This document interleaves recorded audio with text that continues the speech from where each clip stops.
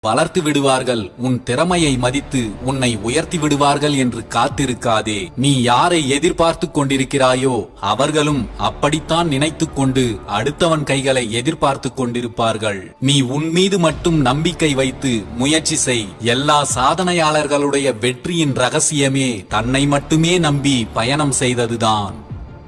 வாழ்க்கையில் நீங்கள் எது ஒன்றிலும் வெற்றி பெறுவதற்கு அது சார்ந்த கல்வியையும் அது சார்ந்த அறிவையும் பெற்றிருப்பது மிகவும் முக்கியம். கற்று தெளிவது கல்வி, அறிந்து தெளிவது அறிவு. இந்த கல்வி அறிவுதான் உங்களை வெற்றியின் உச்சத்திற்கு கொண்டு செல்லும்.